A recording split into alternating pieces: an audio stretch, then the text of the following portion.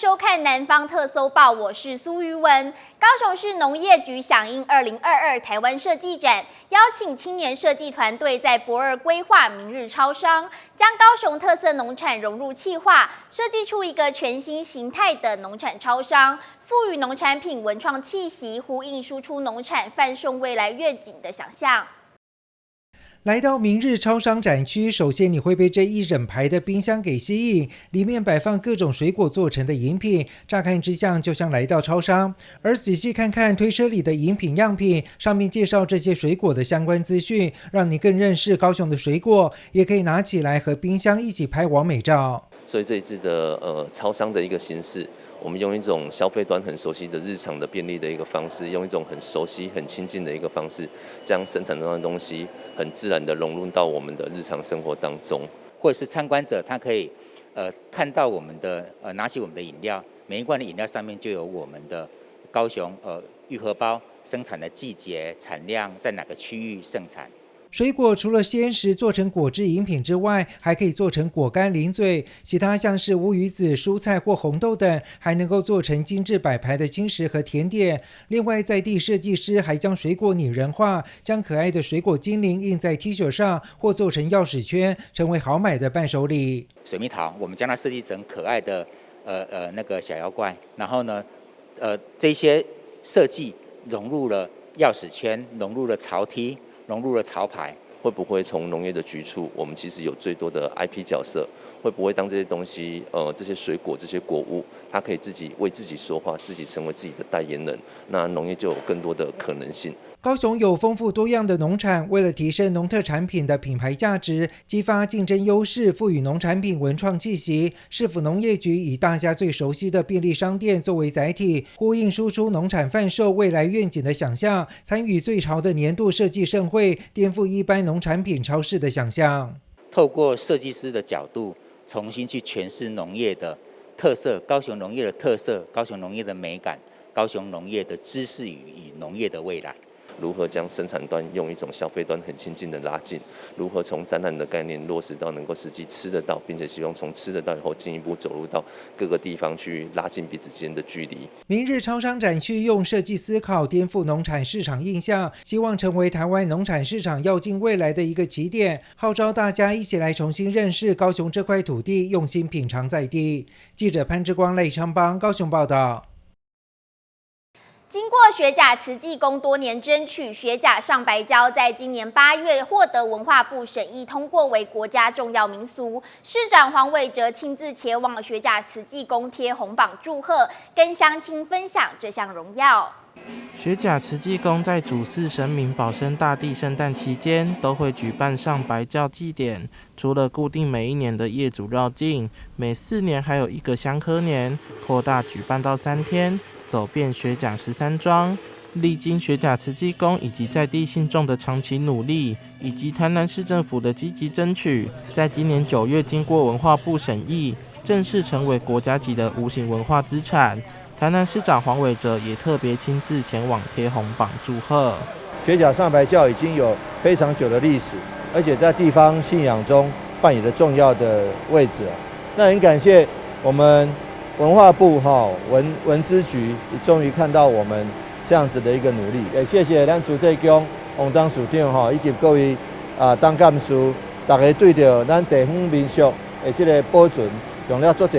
心力。学甲上白教有许多在地特色，有真人一格和文武阵头，甚至在庙方的努力之下，也将一些中断已久的阵头可以重新恢复，更修复民国70年的民俗影像，为地方保留珍贵的记忆。大家这几冬来非常努力，一直在改善咱这个客家乡相关的科仪啦、顶头啦等等过去有寡已经要消失。这个顶头啦、艺果啦等等，这几冬咱客家主体宫非常用心，予伊重新来复振。譬如讲咱的牙工灯是拢用人用牙，这各所在已经拢无这种方式拢用len来杀咱客家主体宫愿意来投入这件代志，我感觉讲这是一委员大家非常肯定的这个所在。根据统计，目前台南市登录的民俗总共有43项，学甲上白教是登录为台南第6项文化部重要民俗，相信对庙方来说是一个很大的肯定。学甲的民众以及信众对此也感到很荣耀，也希望政府可以持续让更多丰富的民俗文化永续保存。记者杨顺怀台南采访报道。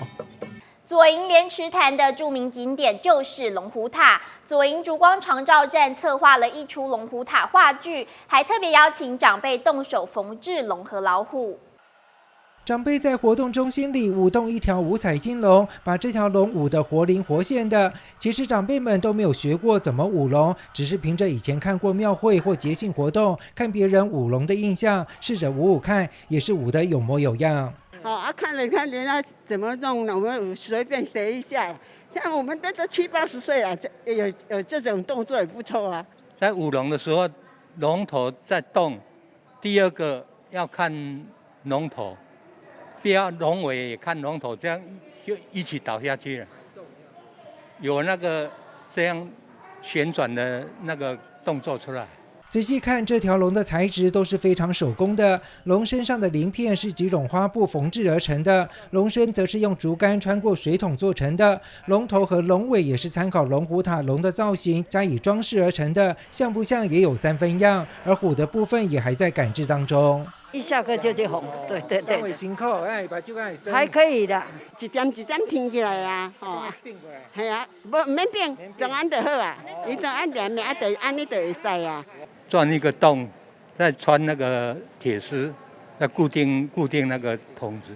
那其实我是想法是要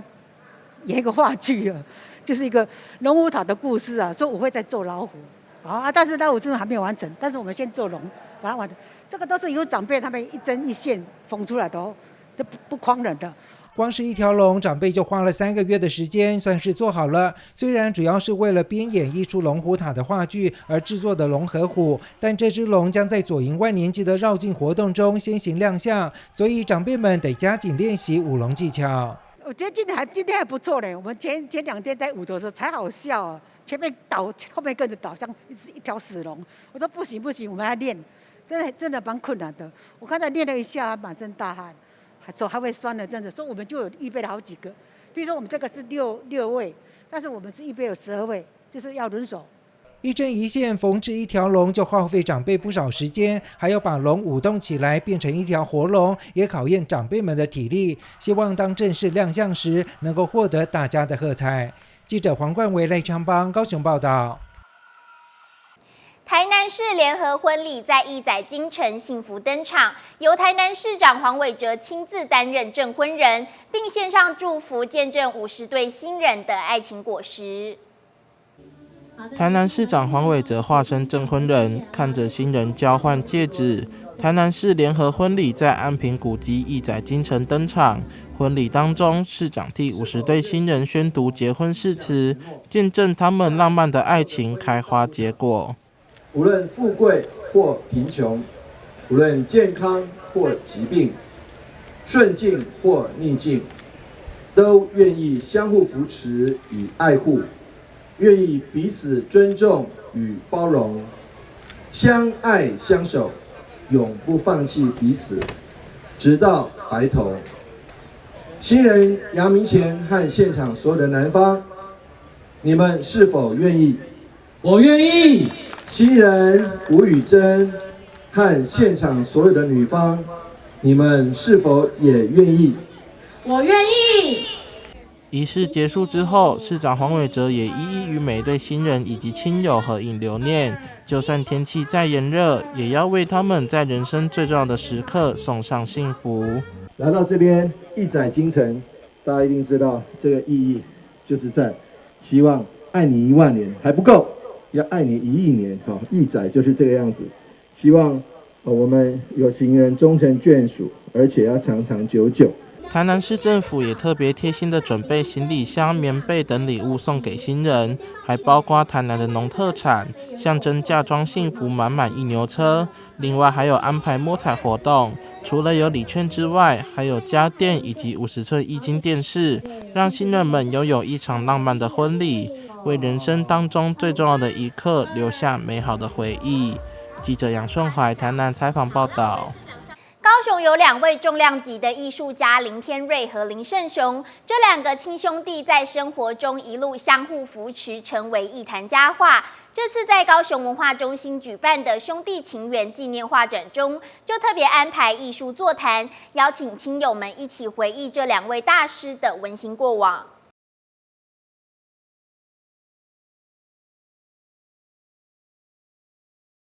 一幅幅灵韵生动、充满意境的画作，都是出自艺术家林天瑞和林胜雄2兄弟之手。这是近期在高雄市文化中心至真堂1、2馆展出的纪念画展，用艺海燕航为主标题，并全面展开创作原型，包含艺术家的生活层面、职场和艺术创作等。特别的是，现场除了展出2人早期的作品之外，还将相同创作题材的作品摆放在一起做对比，不同的创作风格各展千秋。所以我们在看燕子在飞的时候，基本上来讲，它有一个燕阵所以一家对一家，一家对一家啊，因为他们借由这样的一个集体行动，所以让他们的空气气流可以减轻，所以他们可以飞得很远，飞得很远。所以这样的一个雁行理论除了林胜雄林天瑞老师之外的话，他们培育的是整个艺术家族。我试图把包括1980年代、1970年代、1960年代，甚至在林天瑞老师他1950年代的作品全面的做一个展出那也就是能够比较全面性的展开他们作品的一个全貌。另外呢，他们还有还有一批非常非常精彩的水彩速写的作品，2、3千张的这样作品，我们从里面择选出最精彩的大概差不多100来张的这样作品来做呈现。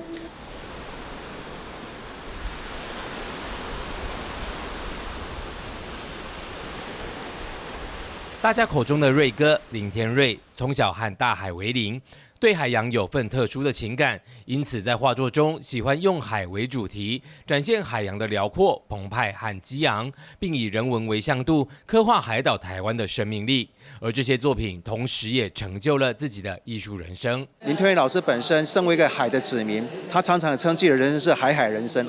所以特别在海洋世界里面画了非常多重要主题，像我们所看到的这部作品就是夕阳那夕阳这些作品里面，你可以看到这么简单的主题，就是一个太阳、落日、海洋、天际，但是它可以从这种海洋的水汽里面展现出那一种因为光线受过水的折射的表现，把色彩的那种层次分析到非常淋漓尽致，在它的笔位跟刀位的交织之下，带出现代艺术那种所谓的现代性。他最喜欢画海，那阵咱高雄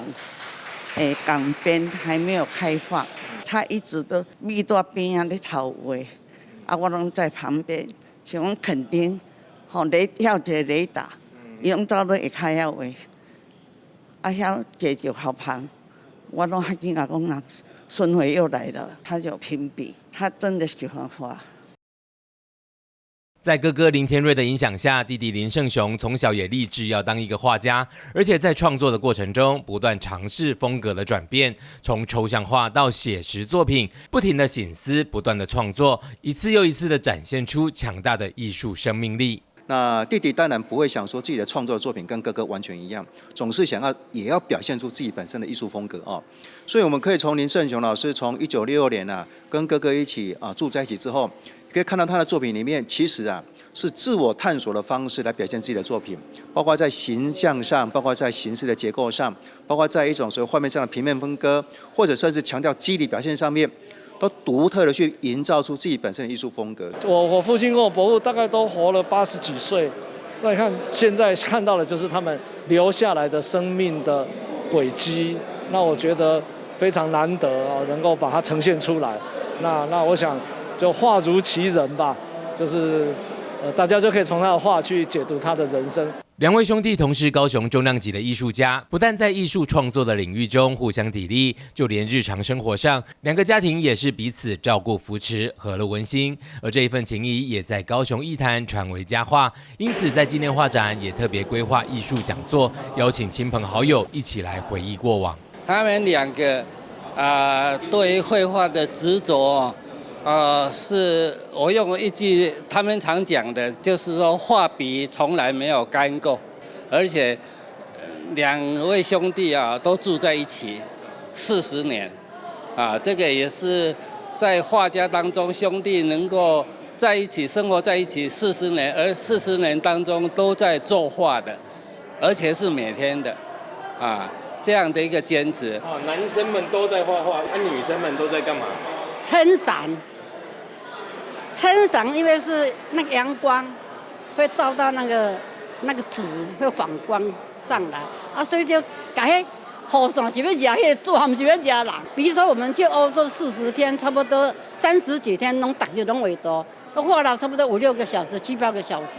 我感觉因兄弟在画图，真的是用生命在画画。兄弟情深的2人，透过不同的艺术风格，为台湾的人文发展累积丰硕的成果。如果你也想更深入认识2位画家的艺术风采，即日起到10月30号前，不妨抽空到高雄市文化中心至真堂1、2馆，亲自感受这一些作品的力量。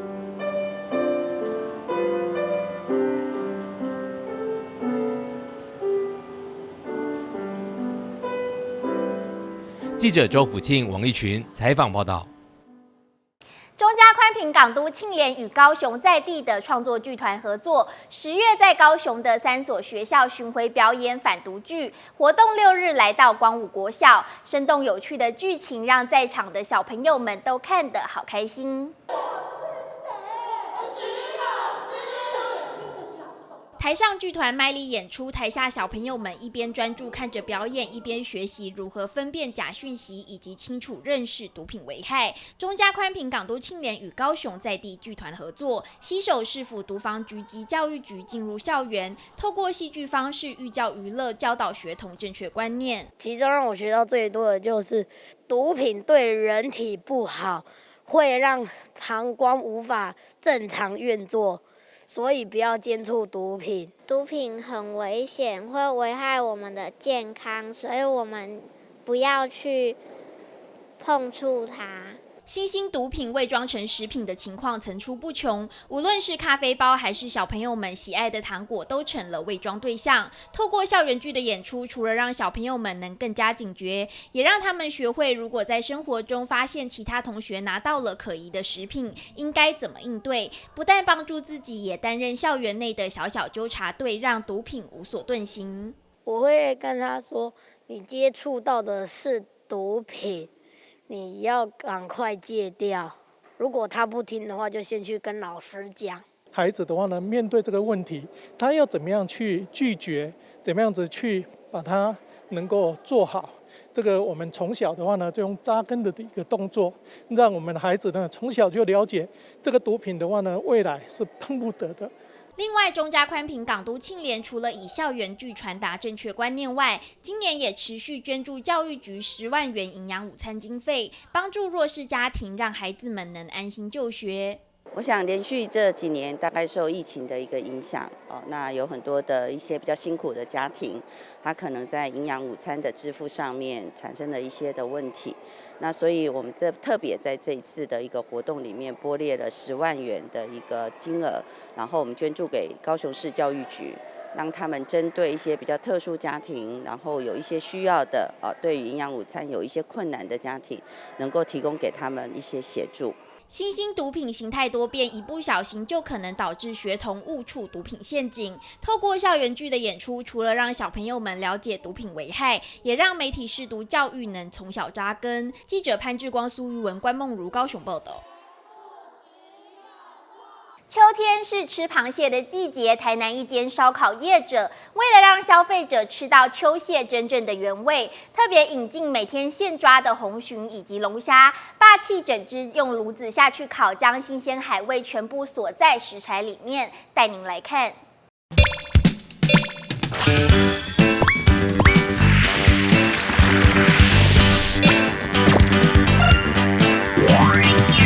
必食报备啊！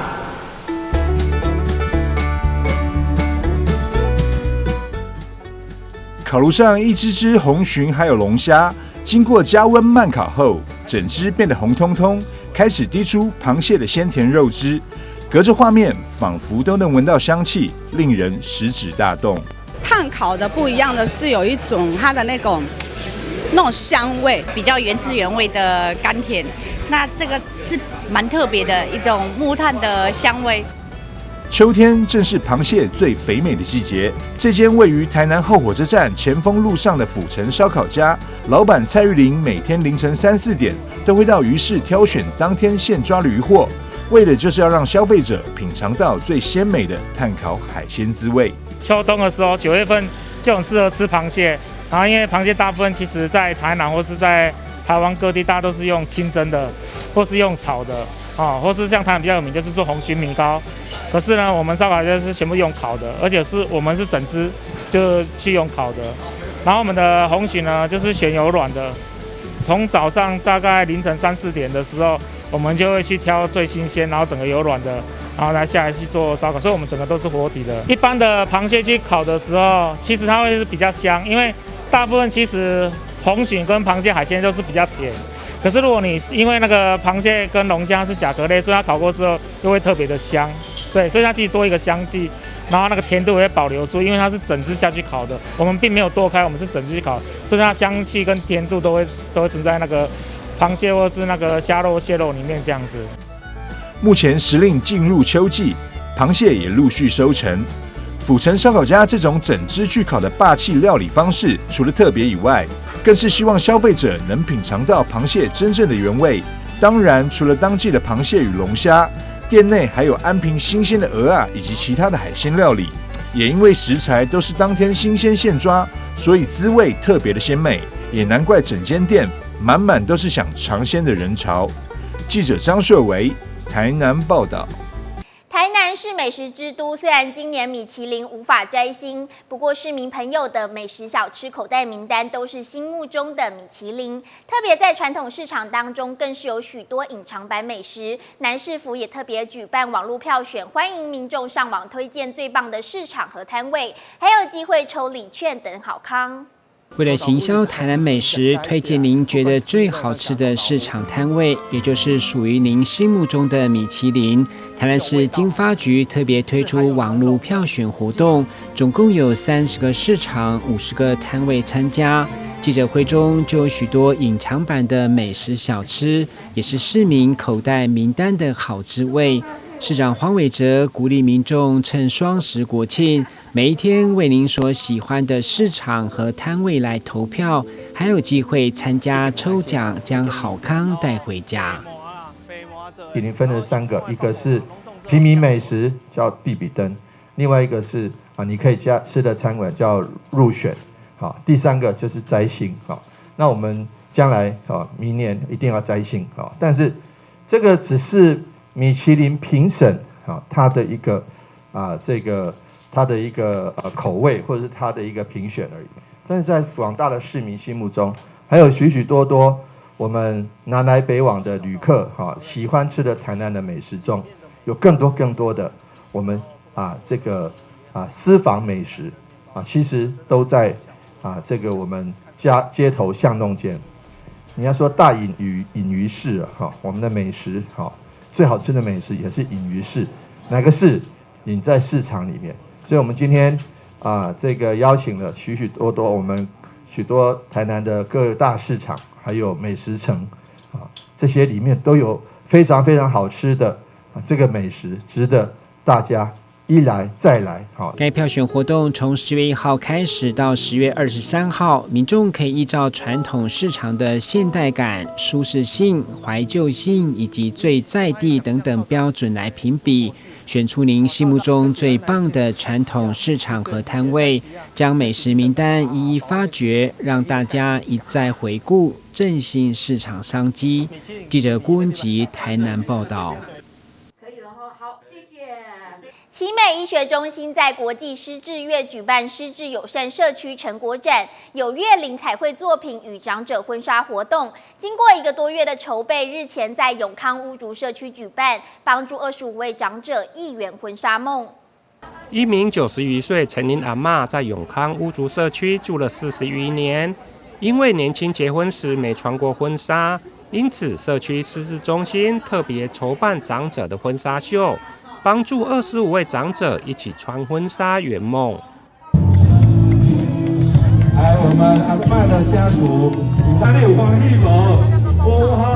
哦。啊，今仔阿妈阿嬷上欢喜吼，咱维持吼，搁伫台北吼，赶高铁的回来，讲为着吼，要赶着阿嬷这场吼婚纱秀啦吼，啊，真欢喜，真欢喜吼。今天可以说是我们的成果展哈，那我想非常重要，今天办这个这么有意义的活动。